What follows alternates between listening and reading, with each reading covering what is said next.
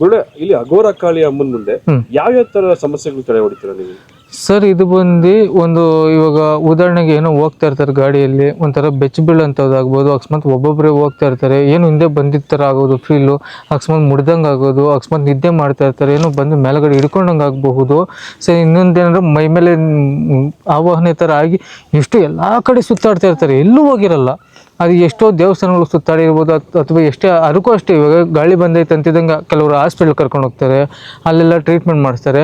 ಅವೆಲ್ಲ ಎಲ್ಲೂ ನಿಮ್ಗೆ ಬಗೆಹರಿದಿಲ್ಲ ಅಂದರೆ ಈ ಒಂದು ಅಘೋರ ಕಾಳಿ ಕ್ಷೇತ್ರದಲ್ಲಿ ಬಂದು ಒಂದು ಜಲಕಟ್ಟು ತಡೆ ಅನ್ನೋದು ಓಡಿಸ್ಕೊಳ್ರಿ, ವಿಶೇಷವಾಗಿ ನಿಮ್ಗೆ ಅನುಕೂಲ ಆಗುತ್ತೆ. ಗುರುಳೆ, ಇವಾಗ ಆರೋಗ್ಯ ಸಮಸ್ಯೆಯಲ್ಲಿ ಹಾಸ್ಪಿಟ್ಲಿಗೆ ಹೋದ್ರೂ ಪರಿಹಾರ ಆಗಲ್ಲ. ಇವಾಗ ಸ್ಕ್ಯಾನಿಂಗ್ ಮಾಡಿಸ್ತಾರೆ. ಇವಾಗ ನಾನು ಇವತ್ತೊಬ್ರು ಮಾಡಿಸ್ತಾ ಇದ್ದೆ, ತಲೆ ನೋವ್ತಾ ಇತ್ತು, ತುಂಬಾ ಸ್ಕ್ಯಾನಿಂಗ್ ಎಲ್ಲ ಮಾಡಿಸಿದೆ, ಆರು ನಾರ್ಮಲ್ ಬಂತು, ನಿದ್ದೆ ಬರ್ತಾ ಇಲ್ಲ ಮನೆಯಲ್ಲಿ, ಅದರಿಂದ ಬಂದು ತಡೆ ಓಡಿಸ್ಕೊಂಡೆ ಅಂತ ಹೇಳ್ತಾ ಇದ್ರು.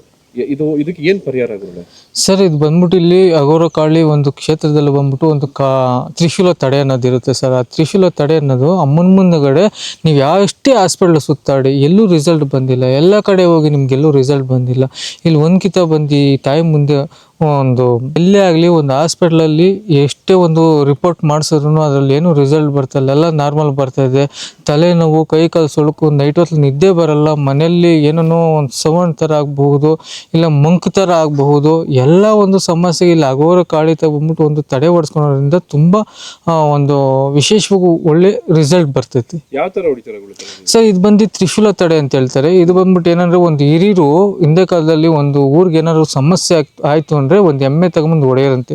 ಅಂದರೆ ಬರ್ತಾ ಬರ್ತಾ ಅದೇನಂದರೆ ಅದು ನಿಷೇಧ ಆಯಿತು. ನಿಷೇಧ ಆದಮೇಲೆ ಏನಂದರೆ ಬೂದ್ ಕುಂಬಳಕ್ಕೆ ಕೂಶ್ಮಂಡ್ಲ ಅಂತ ಹೇಳ್ತಾರೆ. ಆ ಕೂಶ್ಮಂಡ್ಲದಾಗ ಹೊಡೆಯೋದ್ರಿಂದ ನೂರಾರು ಸಮಸ್ಯೆಗಳಿಗೆ ಒಂದು ಮಾಟ ಮಂತ್ರ ಆಗಿರ್ಬೋದು, ಅಥವಾ ಎನಿವನ್ಗೂ ಅದ್ರ ತ್ರಿಶೂಲ ತಡೆಯಲ್ಲಿ ಒಂದು ಕ್ಲಿಯರ್ ಆಗುತ್ತೆ ಸರ್.